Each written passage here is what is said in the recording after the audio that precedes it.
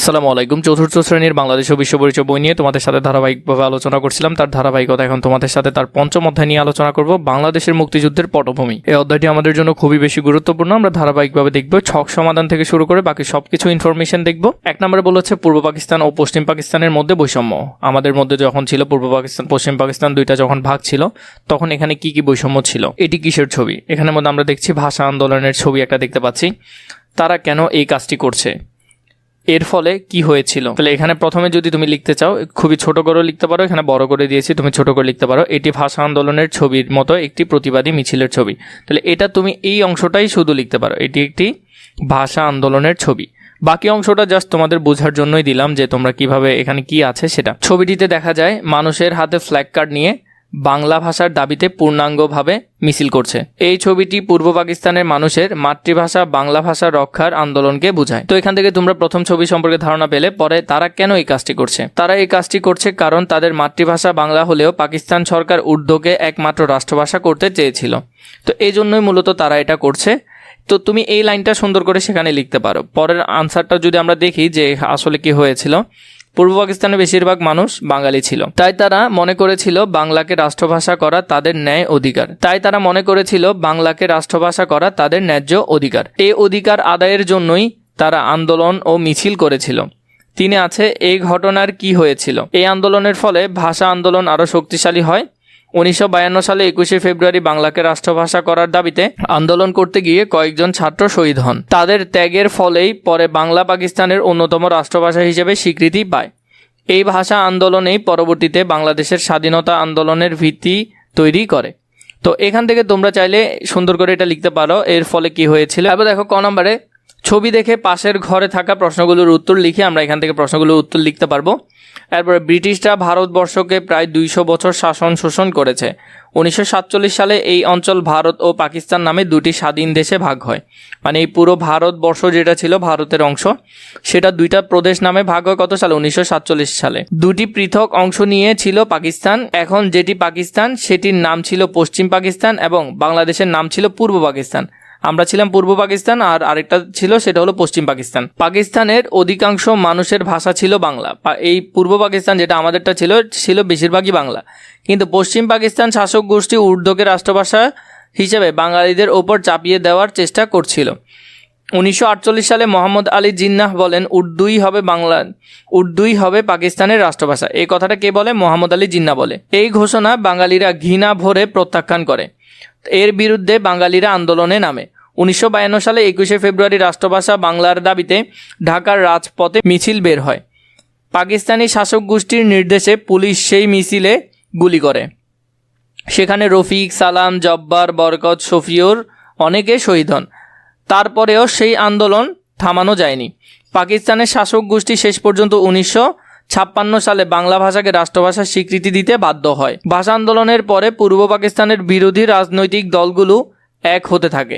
1954 সালে প্রাদেশিক পরিষদ নির্বাচন উপলক্ষে শেরে বাংলা একে ফজলুল হক, মাওলানা আব্দুল হামিদ খান ভাসানী, হোসেন শহীদ সোহরাওয়ার্দীর নেতৃত্বে গঠিত হয় যুক্তফ্রন্ট। তাদের তিনজনের নেতৃত্বে কি গঠিত হয়? যুক্তফ্রন্ট গঠিত হয়। নির্বাচনে যুক্তফ্রন্ট বিজয় হয় এবং সরকার গঠন করে, কিন্তু কয়েক মাসের মধ্যে পাকিস্তানি শাসক গোষ্ঠী এই সরকার ভেঙে দেয়। ফলে পূর্ব পাকিস্তান এবং পশ্চিম পাকিস্তানের মধ্যে মতবিরোধ বাড়তেই থাকে। এখানে আমাদেরকে বলেছে পূর্ব পৃষ্ঠার অনুচ্ছেদ পড়ে ঘটনার সাথে সম্পর্কিত চরিত্রগুলো খুঁজে বের করে নাম লিখি। তো এখানের মধ্যে যদি আমরা দেখি ক্রমিক নং, ঘটনা এবং নাম। প্রথমে 1 নম্বর আছে উর্দুকে রাষ্ট্রভাষা ঘোষণা করেন কে? আমরা দেখেছি মোহাম্মদ আলী জিন্নাহ। 2 নম্বর হলো যে ভাষা আন্দোলনের শহীদ হন কে? ভাষা আন্দোলনের শহীদ যারা হয়েছে শহীদদের নাম লিখবো আমরা। 3 নম্বরে যুক্তফ্রন্টের গঠনের নেতৃত্ব দেন 3 জনের নাম এখানে আমরা লিখবো। তাহলে প্রথমটা দেখো, প্রথমে কে ছিল? মোহাম্মদ আলী জিন্নাহ বা উর্দুকে রাষ্ট্রভাষা করতে চায়। ভাষা আন্দোলনের শহীদ হয় সালাম, বরকত, রফিক, জব্বর। তারা যুক্তফ্রন্ট গঠনের নেতৃত্ব দেন কে? হোসেন শহীদ সোহরাওয়ার্দী। এর সাথে আরও কয়েকজন ছিল, আমরা দেখেছি শেরে বাংলা একে ফজলুল হক। এরপর হলো মাওলানা আব্দুল হামিদ খান ভাসানী। পূর্ব পৃষ্ঠার অনুচ্ছেদটুকু মনোযোগ দিয়ে পড়ি এবং নিচের সময়রেখা অনুযায়ী তথ্য লিখি। এখানে বলেছে ভারত ও পাকিস্তান স্বাধীন হয় কত সালে? 1947 সালে। এরপর 1948-এ কি হয়? 1952-তে কি হয়? 54-তে কি হয়? 56-তে কি হয়? এখানে কি লিখবে সেগুলো দেখাবো এখন। এরপরে যেটা আছে 1947-এ দেখেছি আমরা ভারত ও পাকিস্তান স্বাধীন হয়। 48-এর মধ্যে উর্দুকে পাকিস্তানের একমাত্র রাষ্ট্রভাষা করতে চায়। 52-তে ভাষা আন্দোলনের দাবিতে বাংলা ভাষার দাবিতে ভাষা আন্দোলন হয় এবং কয়েকজন ছাত্র শহীদ হন। 1954-তে দেখা যায় যুক্তফ্রন্ট নির্বাচনে বিজয় লাভ করে। 1956-তে বাংলা পাকিস্তানের অন্যতম রাষ্ট্রভাষা হিসেবে স্বীকৃতি পায়।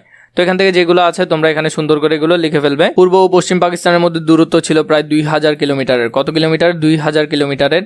দুটি অঞ্চলের মানুষের ভাষা, খাবার, পোশাক, সংস্কৃতি ও ঐতিহ্যের ছিল ভিন্নতা।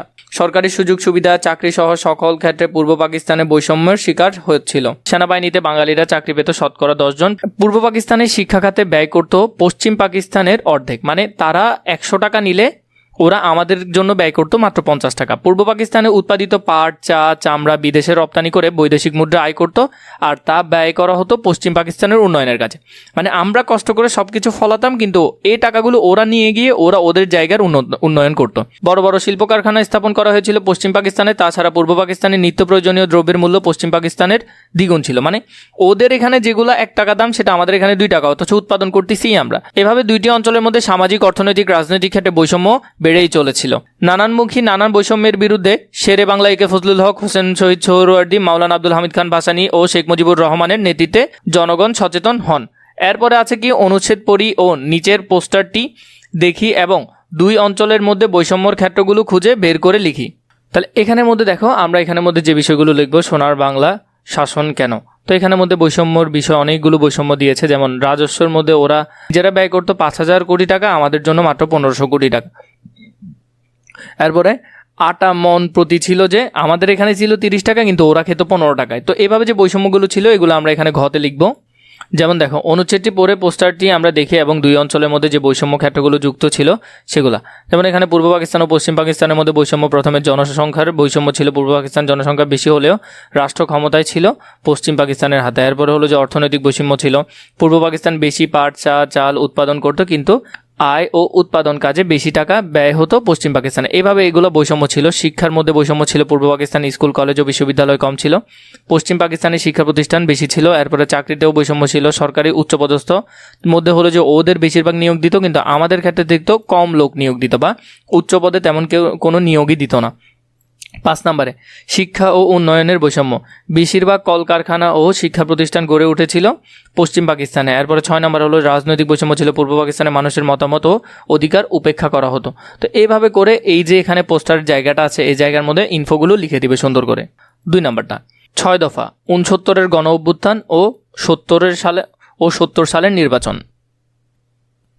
প্রথমে দেখো, আমরা এখানে একটা 6 দফার আমরা একটা ছবি দেখতে পাচ্ছি। এখানের মধ্যে আমরা এখানের মধ্যে একটা ফ্ল্যাগ কার্ড দেখতে পাচ্ছি এবং এখানের মধ্যে মিছিল দেখতে পাচ্ছি। 1 নম্বরে বলেছে ছবিতে কাদের দেখা যাচ্ছে, 2 নম্বরে তারা কি করছে, 3 নম্বরে তারা কখন এই কাজটি করেছিল, 4 নম্বরে তারা কিসের জন্য কাজটি করছিল। তো তুমি যদি এখানের মধ্যে দেখো, প্রথম ছবিতে পূর্ব পাকিস্তানের সাধারণ মানুষ, নারী ও পুরুষ আন্দোলনকারীদের দেখা যাচ্ছে এখানে। এরপর তারা কি করছিল, মিছিল ও প্রতিবাদ করছিল। তারা কখন এই কাজটি করছিল, 1966 সালে এই কাজটি করছিল। তারা কিসের জন্য এই কাজটি করছিল, 6 দফা দাবির সমর্থনে এবং পূর্ব পাকিস্তানের অধিকার আদায়ের জন্য এই কাজটি তারা করছিল। তাহলে এইখান থেকে তুমি সুন্দর করে কি করতে পারবে, আনসারগুলো লিখে ফেলতে পারবে। 6 দফা আন্দোলন 1966 সাল। তো এরপরে যেটা আছে দেখো, এখানের মধ্যে প্রথমে আছে ছবিতে কাদের দেখা যাচ্ছে, 2 নম্বরে তারা কি করছেন, 3 নম্বরে তারা কখন এই কাজটি করেছিলেন, 4 নম্বরে তারা কিসের জন্য কাজটি করেছিলেন। এটি হলো গণ অভ্যুত্থান 1969। তাহলে এখানের মধ্যে আমরা যে বিষয়গুলো দেখলাম সেগুলো ছবিতে কি দেখা যাচ্ছে, এখানের মধ্যে যদি দেখো 2 নম্বরের মধ্যে ছবিতে কাদের দেখা যাচ্ছে, সাধারণ মানুষ, ছাত্র ও শিশুদের দেখা যাচ্ছে। 2 তারা কি করছেন, মিছিল ও আন্দোলনে অংশ নিয়েছেন। তারা কখন এই কাজটি করেছিল, 1969 সালে এই কাজটি করেছিল। তারা কিসের জন্য কাজটি করছিলেন, আইয়ুব খানের শাসনের বিরুদ্ধে স্বৈরাচারের অবসান ও গণতন্ত্র প্রতিষ্ঠার জন্য এই আন্দোলনটি তারা করেছিলেন। তো এখান থেকে তোমরা খুবই সুন্দর করে এগুলো লিখতে পারবে। এরপরে দেখো ক নম্বর কি আছে, ছবি দেখে পাশের ঘরে থাকা প্রশ্নগুলোর উত্তর লিখে। এখানের মধ্যে আমরা প্রশ্নগুলোর উত্তর লিখে ফেলেছি। এরপরে যে টপিকটা আছে, পাকিস্তান সৃষ্টির পর থেকে পশ্চিম পাকিস্তানের শাসক গোষ্ঠী পূর্ব পাকিস্তানের জনগণের প্রতি অন্যায় অবিচার করতে থাকে। বাঙালিরা এইসব অন্যায় অবিচার মেনে নিতে পারেনি। তাই শেখ মুজিবুর রহমান 1966 সালে 6 দফা দাবি তুলে ধরেন। এর মাধ্যমে পূর্ব পাকিস্তানের পূর্ণ স্বায়ত্তশাসন দাবি করা হয়। 6 দফার অন্যান্য দাবির মধ্যে অন্যতম ছিল এই অঞ্চলের জন্য একটি নিজস্ব মুদ্রা। এছাড়া খাজনা, ট্যাক্স, ধার্য ও আদায়, রপ্তানি আয়ের বৈদেশিক মুদ্রা ও আধা সামরিক বাহিনী নিয়ন্ত্রণ থাকবে আঞ্চলিক সরকারের হাতে। কেন্দ্রীয় সরকারের হাতে শুধু পররাষ্ট্র ও প্রতিরক্ষা নিয়ন্ত্রণ থাকবে। অনুচ্ছেদটি পড়ে নিচের ছকে 6 দফা সম্পর্কে তথ্য সংযোজন করি। 1966 আমরা এখানে 6 দফার যে তথ্যগুলো ছিল সেগুলো এখানে সংযোজন করব। 1966 সালের 6 দফা আন্দোলনের দাবিসমূহ। এটা তোমরা কোথায় লিখবে? এটা এখানে লিখবে। এরপরে এখানের জন্য এগুলো দিয়ে দিচ্ছি কোনটা কোনটা এখানে লিখবে। 6 দফার কেন্দ্রীয় সরকার সমিতি হবে। 2 নম্বরে দিবে প্রদেশের পূর্ণ স্বায়ত্তশাসন থাকবে। এরপরে পৃথক মুদ্রা ও ব্যাংক ব্যবস্থা থাকবে। রাজস্ব আদায়ের অধিকার প্রদেশের হাতে থাকবে। 5 নম্বরে বৈদেশিক মুদ্রা আদায়ের নিয়ন্ত্রণ হবে। 6 নম্বরে নিজস্ব মিলিটারি বা প্রতিরক্ষা ব্যবস্থা থাকবে। তো এখানের মধ্যে এই বিষয়গুলো, এই 6টা বিষয় তোমরা কোথায় লিখতে পারো? এই বক্সের মধ্যে সুন্দর করে লিখতে পারো। 1968 সালে শেখ মুজিবুর রহমানকে 1 নম্বর আসামি করে আরও 34 জনের বিরুদ্ধে আগরতলা ষড়যন্ত্র মামলা দেওয়া হয়। তাদেরকে কারাবন্দী করা হয়। অসংখ্য ছাত্র ও সাধারণ মানুষ এই গ্রেফতারের প্রতিবাদ জানান। মামলা প্রত্যাহার এবং সকল কারাবন্দী মুক্তির জন্য মাওলানা ভাসানীর নেতৃত্বে ছাত্র জনতা আন্দোলন শুরু করে। তা একসময় গণ অভ্যুত্থানের রূপ নেয়, যা 69-এর গণ অভ্যুত্থান নামে পরিচিত। এই গণ অভ্যুত্থানে শহীদ হন আসাদ, ডাক্তার শামসুজ্জোহা, সার্জেন্ট জহুরুল হক, শিশু মতিউর সহ অনেকে। পাকিস্তান সরকার শেষ পর্যন্ত সকল রাজবন্দীকে মুক্তি দিতে বাধ্য হয়। শুধু তাই নয়, প্রেসিডেন্ট আইয়ুব খান পাকিস্তানের সেনাবাহিনীর প্রধান জেনারেল ইয়াহিয়া খানকে ক্ষমতা দিয়ে বিদায় নেন। 69-এর গণ অভ্যুত্থান পূর্ব পাকিস্তানের জনগণকে ঐক্যবদ্ধ করেন। তো এখান থেকে তোমরা এই বিষয়গুলো একটু ধারণা নিবে। এরপর দেখো শহীদ আসাদ, ডাক্তার শহীদ শামসুজ্জোহা, এরপরে হলো যে শহীদ সার্জেন্ট জহুরুল হক, এরপরে শিশু শহীদ মতিউর। তো ওরা ওই সময় শহীদ হন। এরপরে যেটা আছে 69 গণ অভ্যুত্থানের শহীদদের আত্মত্যাগ থেকে আমি কি কি করতে অনুপ্রাণিত হব তা লিখি। প্রথমে শহীদদের প্রতি গভীর শ্রদ্ধা প্রদর্শন করব, বাকিগুলো এখানে আমরা লিখব। শহীদদের প্রতি গভীর শ্রদ্ধা প্রদর্শন করব। 2 নম্বরে মাতৃভাষা বাংলাকে ভালোবাসবো ও সঠিকভাবে ব্যবহার করব। 3 নম্বরে দেশ ও জাতির স্বার্থের জন্য সত্য ও ন্যায়ের পক্ষে দাঁড়াবো। 4 নম্বর দেশের প্রয়োজনে ত্যাগ স্বীকার করার মানসিকতা গড়ে তুলব। এই 4টা কোথায় লিখবে? এই বক্সটাতে লিখবে, সুন্দর করে লিখবে যাতে ভুল না হয়। জেনারেল ইয়াহিয়া ক্ষমতায় এসে 1970 সালে সাধারণ নির্বাচনের আয়োজন করেন। নির্বাচনে শেখ মুজিবুর রহমানের নেতৃত্বে আওয়ামী লীগ জয়লাভ করলেও ইয়াহিয়া খান সরকার গঠন করতে দেননি। ফলে পূর্ব পাকিস্তানের জনগণ পাকিস্তানি শাসকদের বিরুদ্ধে প্রতিবাদী হয়ে অসহযোগ আন্দোলন শুরু করেন। 1970 সালের নির্বাচনে মানুষ ভোটাধিকার পায় এবং তাদের এই সমর্থন পূর্ব পাকিস্তানের স্বাধীনতার পথ সুগম করে। নিজেদের কথাগুলো দলে ভাগ হয়ে প্রশ্ন বানাই এবং অন্য দলকে জিজ্ঞাসা করি। প্রশ্ন তৈরি করা শেষ হলে কেউ বই খোলা রাখতে পারবে না। যে দল সবচেয়ে বেশি সঠিক উত্তর দিতে পারবে সেই দল হবে বিজয়ী। তো তোমরা নিজেদের মধ্যে প্রশ্ন আলাপ করবে এবং একজন একজনকে প্রশ্ন করবে। যে বেশি প্রশ্নের উত্তর দিতে পারবে সেই কি হবে? বিজয়ী হবে। আমরা বলেছে স্বাধীনতার পূর্বে বাংলার নাম কি ছিল? বাংলার নাম ছিল পূর্ব পাকিস্তান। কি ছিল? পূর্ব পাকিস্তান ছিল। এরপরে যেটা আছে পূর্ব পাকিস্তানে শিক্ষা খাতে ব্যয় করা হতো পশ্চিম পাকিস্তানের অর্ধেক, মানে অর্ধেক টাকা ব্যয় করা হতো। ওরা 100 টাকা নিলে আমাদেরকে 50 টাকা দিত, অথচ আমাদের দিকটাই বেশি জনসংখ্যা ছিল। পূর্ব পাকিস্তানে নিজস্ব মুদ্রা দাবি নিয়ে কোনটির সাথে সম্পর্কযুক্ত? নিজস্ব মুদ্রা দাবি নিয়ে এটি হলো যে 6 দফার সাথে সম্পর্কযুক্ত। 6 দফার একটি দফা ছিল নিজস্ব মুদ্রা ব্যবস্থা। খতে সঠিক শব্দ দিয়ে শূন্যস্থান পূরণ করি। পাকিস্তানের অধিকাংশ মানুষের ভাষা ছিল বাংলা। ভাষা কি ছিল? বাংলা ছিল। এরপরে হলো 6 দফার মাধ্যমে পূর্ব পাকিস্তানের পূর্ণ ঢ্যাঁস দাবি করা হয়, স্বায়ত্তশাসনের দাবি করা হয়। এরপরে হলো 3 নম্বরে 69-এর গণ অভ্যুত্থানে পূর্ব পাকিস্তানের জনগণকে ঢ্যাঁস করে ঐক্যবদ্ধ করে। এরপর হলো সরকারি চাকরি শিল্প কারখানায় পূর্ব পাকিস্তানিরা বঞ্চিত ছিল বা সুবিধা বঞ্চিত, তারা সুবিধা পায়নি, বৈষম্যের শিকার ছিল। সরকারি সুযোগ সুবিধা সহ সকল ক্ষেত্রে পূর্ব পাকিস্তান বৈষম্যের শিকার ছিল। কিসের শিকার? বৈষম্যের শিকার ছিল। এরপরে হলো তাহলে এখানে যদি আমরা খ নম্বরের মধ্যে দেখি, ভাষা আন্দোলন সংগঠিত হয় 1952 সালে, আমরা যেটা দেখেছি। 6 দফা দাবি উত্থাপিত হয় 1966 সালে। প্রাদেশিক পরিষদ নির্বাচন অনুষ্ঠিত হয় কত সালে? 1954 সালে প্রাদেশিক পরিষদ নির্বাচন অনুষ্ঠিত হয়। বাংলা ভাষাকে রাষ্ট্রভাষা স্বীকৃতি দেওয়া হয় 1956 সালে।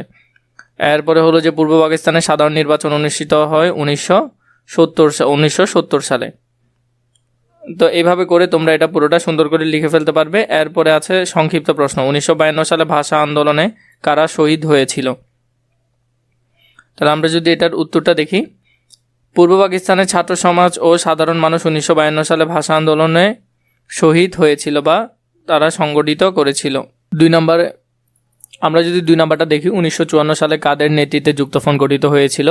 শেরে বাংলা একে ফজলুল হক, হোসেন শহীদ সোহরাওয়ার্দী, মাওলানা আব্দুল হামিদ খান ভাসানীর নেতৃত্বে যুক্তফ্রন্ট গঠিত হয়েছিল। এরপরে যে প্রশ্নগুলো আছে এখানের মধ্যে দেখো, 1 নম্বরের মধ্যে বলেছে 1952 সালে ভাষা আন্দোলন আমাদের জন্য কেন গুরুত্বপূর্ণ?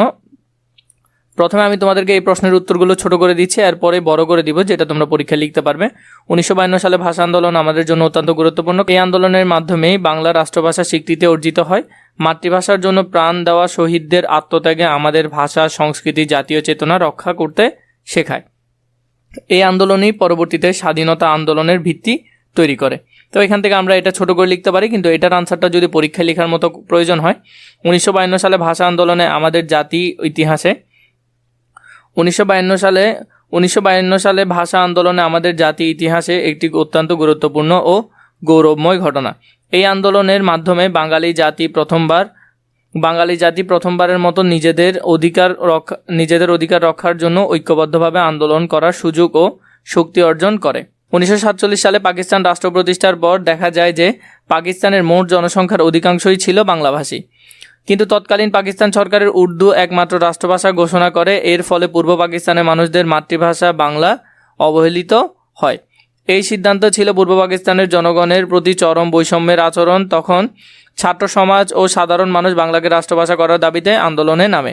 1952 সালে 21শে ফেব্রুয়ারি ভাষা আন্দোলনের সময় পুলিশের গুলি চালালে কয়েকজন ছাত্র শহীদ হন। তাদের আত্মত্যাগের ফলে আন্দোলন আরও শক্তিশালী হয়ে ও শেষ পর্যন্ত বাংলা ভাষা পাকিস্তানের অন্যতম রাষ্ট্রভাষা হিসেবে স্বীকৃতি লাভ করে। এই ভাষা আন্দোলন আমাদের জন্য গুরুত্বপূর্ণ, কারণ এটি আমাদের মাতৃভাষার মর্যাদা রক্ষা করেছে। এই বাঙালি জাতির মধ্যে দেশপ্রেম, ঐক্য ও আত্মত্যাগের চেতনা জাগ্রত করেছে। ভাষা আন্দোলনের মাধ্যমে পরবর্তীতে 6 দফা আন্দোলন, গণ অভ্যুত্থান এবং শেষ পর্যন্ত 1971 সালে মুক্তিযুদ্ধের পথ তৈরি হয়।